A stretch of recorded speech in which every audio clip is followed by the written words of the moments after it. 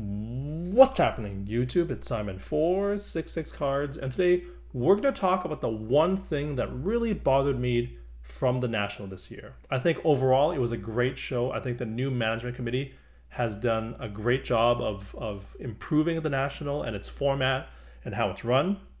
But this one thing really bugged me, and it involves the YouTube hangout that was supposed to happen Thursday night after the show. It was led by baseball collector Mike, who you see on your screen and who will in just a minute explain what happened. But basically, the Nationals Management Committee didn't want people to have events that weren't approved by them.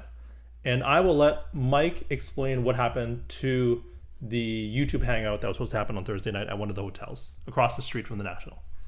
So the last three Chicago Nationals, we've done it at the Embassy Suites with zero issues. They have that atrium upstairs on kind of their second floor open area where it's basically just a bunch of tables, and we go to the bar and buy drinks and have pizza, and it's in the past been no problem. That changed last night. About 20-30 minutes into it, the management from the hotel came up and were trying to say that we couldn't be there, that events not sanctioned by the National were not being allowed by the National in the hotels. I suspect that's because of the pop-up trade nights that are happening all over at hotels in Chicago Nationals past, and the National is, they're doing their own trade nights and they want people to go to those. And so I think the management basically said the National's not allowing any gatherings that aren't sanctioned by the National. So there you have it. That's essentially what happened. I was there. I wanted to meet and chat with other collectors and attendees of the National just to, talk cards with people. Like, this is why we're there, right? And so, yeah, I saw staff at the hotel talk to Mike, and then Mike trying to make announcements to the group who were busy chatting with other people. And it took about 15 minutes or 20 minutes for us to finally exit the hotel. And this is really disappointing. Like, I'll just be very blunt and say, like, the Nationals Management Committee should do better. Why can't we hang out as a group? Like, what's wrong with that? We're not even doing a trade night. We're just literally going to sit there and chat. And it's so disappointing. And if I were the hotel, I'm not even sure that I would care what the National would want, if I'm being honest, because the hotel was literally across the street from the National. It's going to sell out whether or not the National likes you or not, if I'm being frank. And so I don't get. I just don't understand what the benefit is. Why can't someone schedule an event across the street from the National after the show is over? We're not doing it during the show. It is literally starting at 6:15 p.m. and the show ends at 6 p.m. So I would love anyone to ask the management committee when they talk to them, have them on their show a year, 11 months from now, and when they're trying to hype up the show, whether or not this policy is still in place, whether this is Jeremy Lee or Card Collector 2 or whoever has the stroke to get the management committee on their show.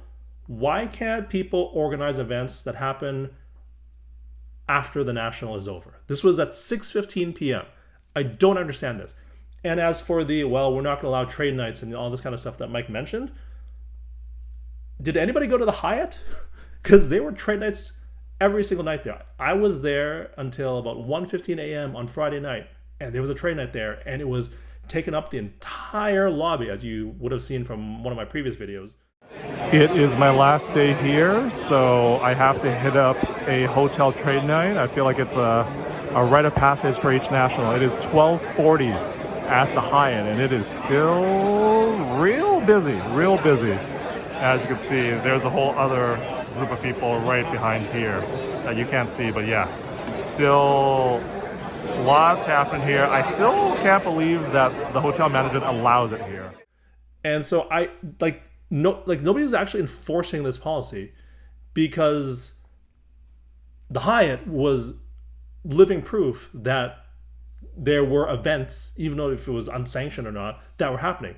So like, is it only because Mike and his group here tried to book and schedule an organized event, whereas the trade night is a pop up and nobody's really running it? Because if that's the case, then why was the Hyatt allowed to do it? Why was the Hyatt ignoring the Nationals' instructions? None of this makes any sense. So if someone can put me or Mike in contact with the Nationals Management Committee to explain why this happened, I would love to see it, because this was a colossal disappointment.